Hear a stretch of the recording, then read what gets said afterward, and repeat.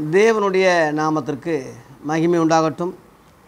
அப்போஸ்தலர்களின் மறுபக்கம் என்ற தலைப்பில் 4ஆம் பாகமாக 4வது பாயிண்டாக யோவான் என்ன சொல்கிறான் அப்படின்னு கேட்டால், நித்திய ஜீவனை பற்றி, அந்த வாக்குத்தத்தத்தை பற்றி தவறாக சொல்லக்கூடியவன் உங்களை வஞ்சிக்கிறான், உங்களை ஏமாத்துறான். அதை குறித்து தான் உங்களுக்கு நான் எழுத போகிறேன், எழுதியிருக்கேன் என்ற ஒரு கருத்தை, வாக்குத்தத்தத்தை பற்றிய வாக்குத்தத்தம்னு சொல்லி ஏமாற்றக்கூடியவங்களை பற்றி கிறிஸ்தவங்களுக்கு எச்சரிப்பு உண்டாகும்படி எழுதியிருக்கான். அதை 4வதாக சொல்ல போகிறேன். 1 யோவான் 2 அதிகாரம் 25, 26.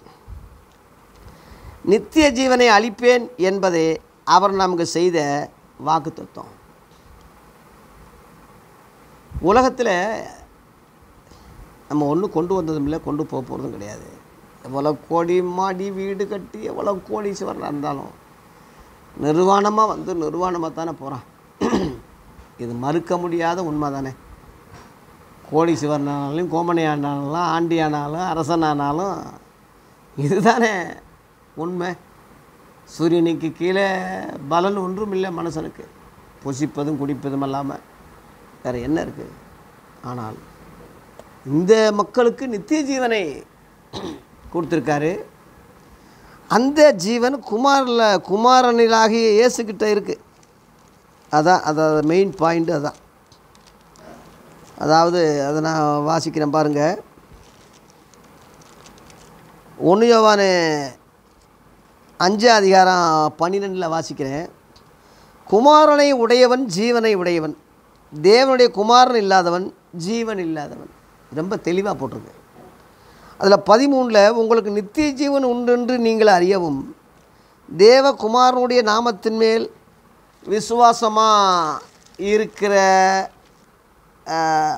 விசுவாசமாக இருக்கவும் தேவனுடைய குமாரனுடைய நாமத்தின் மேல் விசுவாசமாக இருக்கிற உங்களுக்கு இவைகளை எழுதுகிறேன். நிருபங்களுடைய கடைசி தத்துவம் அல்லது ரத்தின சுருக்கம், இயேசு கிறிஸ்துவ தேவகுமாரன்னு விசுவாசிக்கணும். அந்த விசுவாசத்தினாலே நித்திய ஜீவன் அடையணும். அதான் மெயின் காரியம். இதுதான் மெயின் விஷயம். நிருபங்களுடைய ரத்தின சுருக்கம் கருப்பொருள் அதுதான். அதே மாதிரி சுவிசேஷங்களையும் அப்படித்தான். இங்கே சுவிசேஷம் கடைசியில் யோவான் 20 கடைசியில் பார்க்கும்போது இயேசு கிறிஸ்துவ தேவகுமாரன் என்று நீங்கள் விசுவாசிக்கவும் விசுவாசித்து அவருடைய நாமத்தினாலே நித்திய ஜீவனை அடையும்படியும் இவைகள் எழுதப்பட்டிருக்கு. கருப்பொருள். ஒரு புக்கு எழுதுறதுக்கு ஒரு நோக்கம் இருக்குல்ல, அந்த நோக்கமே இயேசுவ தேவகுமாரன்னு விசுவாசிக்கணும், அந்த விசுவாசத்தினாலே நித்திய ஜீவனை அடையணும். இதுதான் ஐயா கருப்பொருள். இதுதான். இனி 1000 பேச்சு பிரயோஜனமே இல்லை.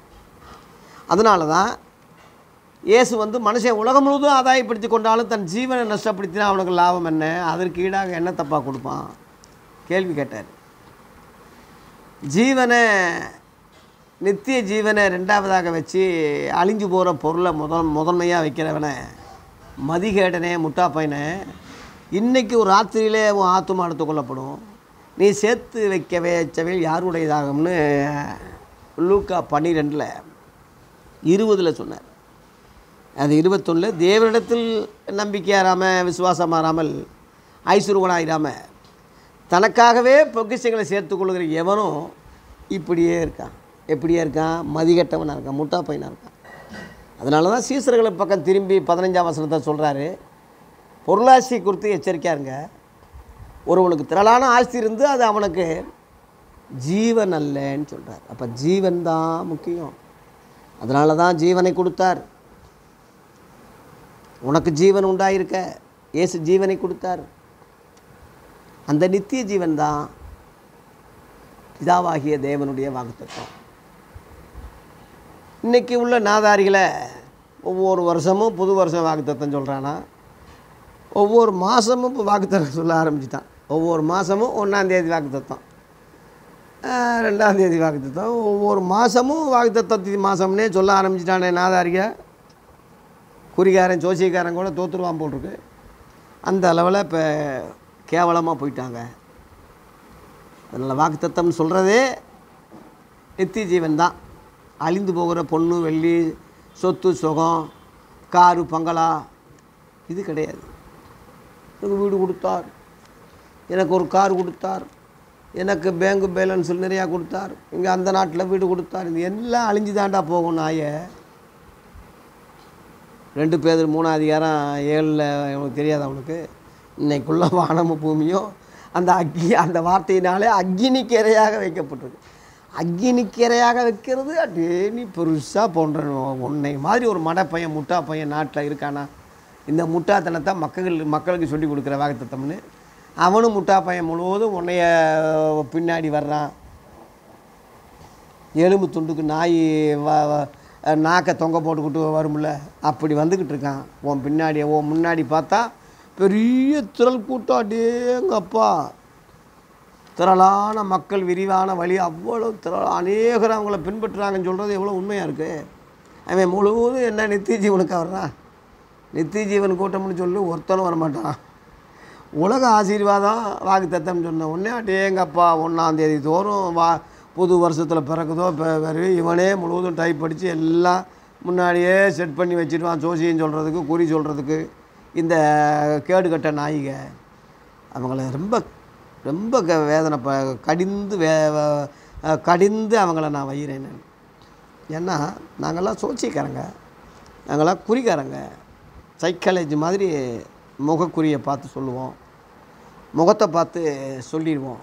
நாங்கள்லாம் எங்கள் பின்னணியெல்லாம் ஜக்கம்மா வீரபாண்டி கட்டபொம்ம வம்சத்தில் தெலுங்கு நாய்க்கருங்க. நாங்கள் கரெக்டாக வாக்கு பெற்றவங்கன்னு சொல்லுவாங்க எங்களை. இந்த முகத்தை பார்த்தே குறியை பார்த்தே சொல்லிடுவோம்.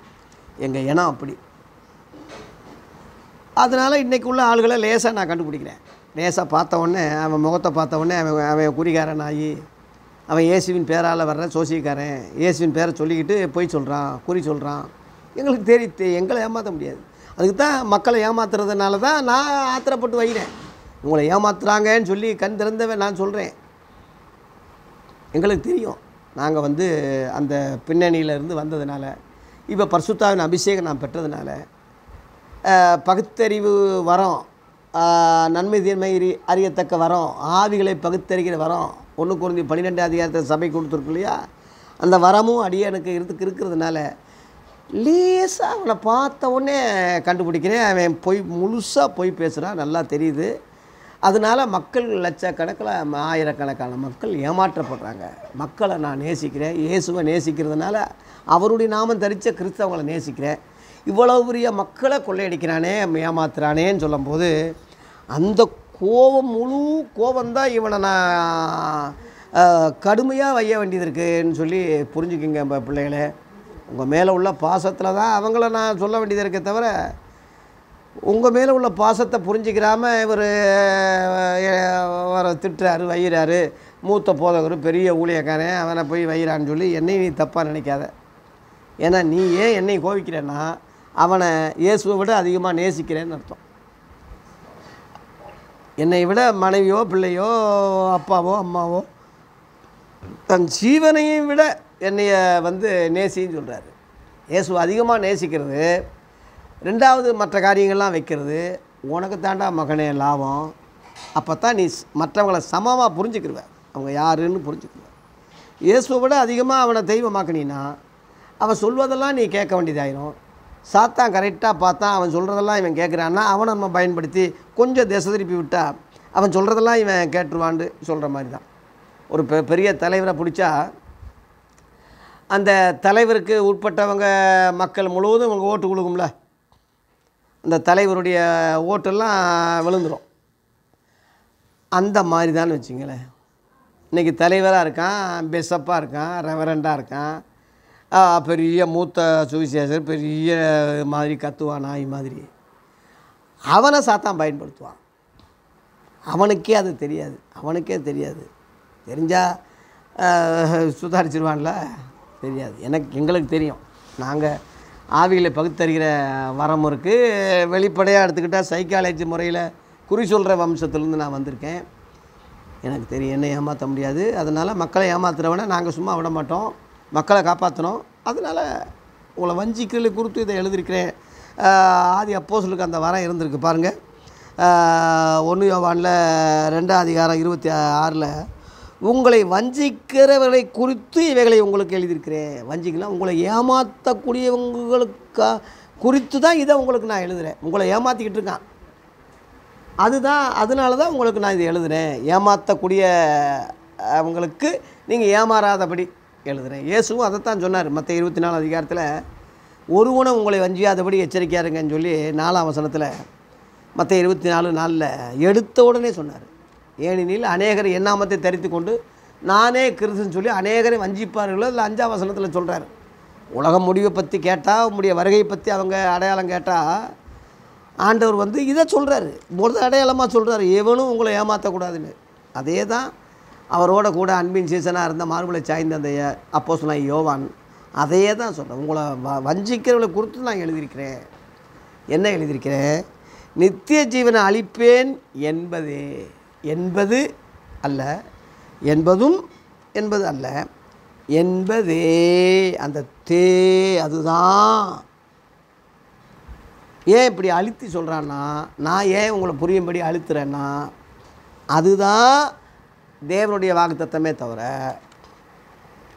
பங்களா கொடுப்பார், வீடு கொடுப்பார், பங்களா கொடுப்பார், அதை கொடுப்பார், கடனை தீர்ப்பார், புள்ள கொடுப்பார், அதை கொடுப்பார், இதுதான் கடவுள் வாக்குத்தத்தம் சொல்லிட்டான்னு சொல்லி என்பதே அது மட்டுமே சொல்லாமல் அதோடு சேர்த்து இதையும் சொல்கிறதுனால உங்களை அவன் ஏமாத்துறான், வஞ்சிக்கிறான். அதை குறித்து ஜாக்கிரதையாக இருங்க என்று யோவான் அன்றைக்குள்ள கிறிஸ்தவங்களுக்கு எச்சரித்தான். இன்றைக்கி உள்ள கிறிஸ்தவங்களாகி உங்களுக்கு இதை வச்சு நான் உங்களை எச்சரிக்கிறேன். ஒருவனும் உங்களை வஞ்சியாதபடி எச்சரிக்காருங்க. உங்களுக்கு திரளான ஆஸ்தி இருந்தாலும் அது அவனுக்கு ஜீவன் இல்லை. உலகமெல்லாம் அக்னிக்கு இரையாக வச்சிருக்காரு. நித்திய ஜீவன் தான் முக்கியம். நித்திய ஜீவன் இல்லாட்டினா அக்னிக்கடலில் ஜீவ புஸ்தகத்தில் பேர் எழுதப்படாதவன் எவனோ அவன் அக்னிக்கடலில் தள்ளப்பட்டான்னு வெளிப்படுத்தல் 20:15 இருக்க. பணக்காரன் முழுவதும் பரலோகத்துக்கு போவான். அண்ணா இருக்குது, காரு பொங்கலாக வச்சுருக்கிறானா பரலோகத்துக்கு போவோம். ஏழை எளிய ரொம்ப தரித்திரமாக இருக்கானா எல்லா அக்னி அப்படியே போட்டிருக்கு. ஜீவ புஸ்தகத்தில் பேர் எழுதப்படாதவன் எவனோ, அவன் எவனோன்னு சொல்கிறது கோடீஸ்வரனாக இருக்கலாம், டாட்டா அம்பானியாக இருக்கலாம், பெரிய பிரதமராக இருக்கலாம், ஜனாதிபதியாக இருக்கலாம், மந்திரியாக இருக்கலாம், எம்பியாக இருக்கலாம், பெரிய கோடீஸ்வரனாக இருக்கலாம், எவனோ பெரிய போதகராக இருக்கலாம், பிஷப்பாக இருக்கலாம், பெரிய சுவிசேஷகர் எவனோ அவன் அக்னிகளில் தள்ளப்பட்டான். ஜீவ புஸ்தகத்தில் பேர் உள்ளவன் தான். யாருக்கு அந்த ஜீவ புஸ்தகத்தில் பேர் இருக்கும் தெரியுமா? பிலிப்பியரில் 4 அதிகாரம் 3ஆம் வசனத்தில் எங்கள் சுவிசேஷத்துக்காக ரொம்ப பிரயாசப்பட்டாங்க, எங்களுக்கு ரொம்ப சுவிசேஷ விஷயத்தில் ரொம்ப பிரயாசப்பட்டவங்களுடைய பேர் ஜீவ புஸ்தகத்தில் இருக்குதுன்னு பவுல் சொல்கிறான். எங்களுடையன்னா இன்றைக்குள்ள நாதாரியில் ஆதி அப்போஸ்தலர்களுடைய உபதேசம், ஊழியம், சுவிசேஷங்கள், தியாகங்கள், அவங்களுடைய பிரயாசங்கள், அவங்களுடைய ஊழியம், அவங்களுடைய சத்தியம், சுவிசேஷம், இந்த இதில் பிரயாசப்படுகிற, தாங்குகிற, உதவி செய்கிற, அவங்கள ஆதரவாக இருக்கிற எல்லாருடைய பெயர் தெளிவாக போட்டிருக்கு. ஜீவ புஸ்தகத்தில் இருக்கிறதேன்னு கன்ஃபார்மாக இருக்குது. அதனால தான் இயேசு லூக்கா 10 அதிகாரம் 20 வசனத்தில் பிசாசி போகுது, நோய் சுகமாகுது, இது அற்புதம் நடக்குதுன்னு சந்தோஷப்படாதீங்க, பரலோகத்திலே உங்கள் பெயர் எழுதுனதுக்காக சந்தோஷப்படுங்கன்று. அதனால தான் வெளிப்படுத்தல் 22 அதிகாரத்தில் பரலோகங்களே அப்போஸ்தலர்களே சந்தோஷப்பட்டு களி கூறுங்கள், பூமியில் உள்ளவர்களே உங்களுக்கு ஐயோ, பிசாசானவன் கொஞ்ச காலம் மாத்திரண்டு உண்டுண்டு உங்களிடத்தில் கோபமாக அவன் இறங்கியிருக்கான், உங்களுக்கு ஆபத்து வரும்னு அங்கே சொல்லியிருக்கு. 12 பாருங்கள் வெளிப்படுத்தல. அதனால் பூலோகத்தை குறித்து சந்தோஷப்படாதீங்க, இது அழிஞ்சிரும், அக்னிக்கு இரையாக வச்சிருக்கு. பிசாசு இங்கே சிங்காசனம் போட்டு உட்காந்துருக்கான். வெளிப்படுத்தல 2:13 இருக்குது. உலகத்துக்கே அதிபதியாக இருக்கான்னு யோவான் 14:30 இருக்குது. பிரபஞ்சத்துக்கு தேவனாக இருக்கான்னு 2 கொரிந்தியரில் 4:4 இருக்குது. இந்த உலகம் முழுவதும் பொல்லாங்கனுக்குள்ளே கிடக்குன்னு சொல்லி 1 யோவான் 5:19 இருக்குது. வானமண்டலுக்குள்ளே பொல்லாத ஆவியின் சேனைகள் முழுவதும் வானமண்டலத்தில் இருக்குது. தீங்கு நல்ல அதை எதுக்கணும். மாம்சத்தோடு நமக்கு போராட்டம் கிடையாது.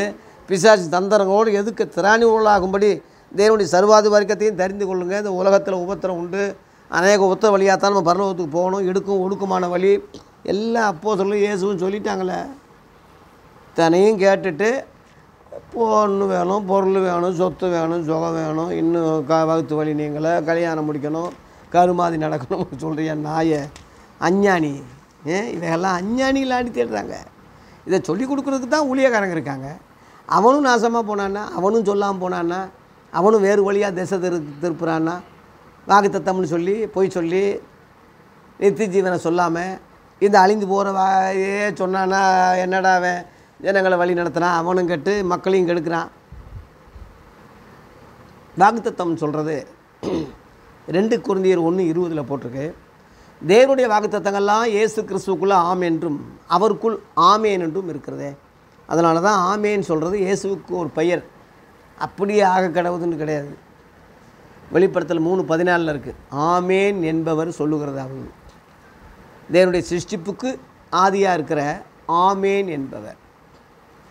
ஆமேன் என்று சொல்கிறது தேவனுடைய வாக்குத்தத்தங்கள்லாம் இயேசுக்குள்ளே இருக்குது. அதனால் அந்த பேர் அவருக்கு ஆமேன். நீங்கள் முஸ்லீம்கள் சொல்கிறாங்க ஆமேன்னு, யூதர்கள் சொல்கிறாங்க. இன்றைக்குள்ள கிறிஸ்தவங்களும் ஆமேன்னு சொல்கிறாங்க. சத்தியம் அறியலை. ஏன்னா அவன் யூதர்களாக மாற்றிக்கிட்டு இருக்கான். இஸ்ரேல் ஜனங்களாக பழைய ஏற்பாட்டையே பேசி பேசி பேசி பேசி இங்கே தானே ரகசிய சத்தியம் இருக்குது. நித்திய ஜீவன் சொல்கிறதே இந்த புதிய ஏற்பாட்டில் தான் வெளியாகிருக்கு. இதை சொன்னால் தான் நித்திய ஜீவன் அழிஞ்சு பரலோகத்துக்கு போயிடுவான்னு சொல்லி அழிஞ்சு போகிற வாக்குத்தத்தங்கள், அழிஞ்சு போகிற நாடு கொடுப்பேன், பிள்ளையை கொடுப்பேன், வீடை கொடுப்பேன், இப்படி இந்த அழிஞ்சு உலக பிரகாரமான வாக்குத்தத்தங்கள் தான் பழைய ஏற்பாட்டு.